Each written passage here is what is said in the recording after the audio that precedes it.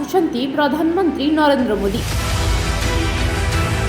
जाजपुर जिल्लार चंडीखोल गस्तरे आसी विभिन्न उन्नयनमूलक प्रकल्पर शिलान्यास और उद्घाटन करेंगे।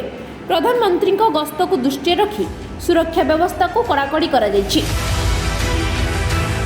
चंडीखोल निकट बेणापुर पड़िया अस्थायी हेलीपैड और साधारण सभार आयोजन करा जायछि। आज पुलिस डीजी अरुण षडंगी बेणापुर पड़िया गस्त करी सुरक्षा व्यवस्थार तदारख करिसेंति।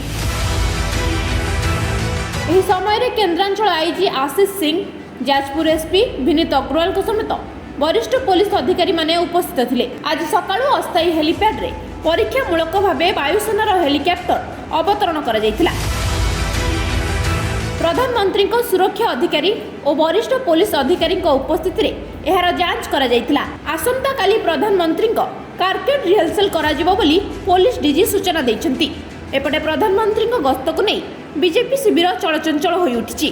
बीजेपी राज्य प्रभारी समेत जिला नेतृमंडली मोदीजी को स्वागत करने सह कार्यक्रम को सफल करने दिन राति एक कर दैछंती। मोदी एना पृथ्वी जो जगह को जाउछंती, जो देश को जाउछंती, विदेश रे हम देखुछु कोठी से पाद देला माने लक्ष लक्ष लोक ताको देखिबा पय सुनिबा पय पागल हो जाउछंती। एते लोकप्रियता सारा पृथ्वी रे वर्तमान मोदी जी बढ़ी, नेतृत्व एते जनादृत होईछि।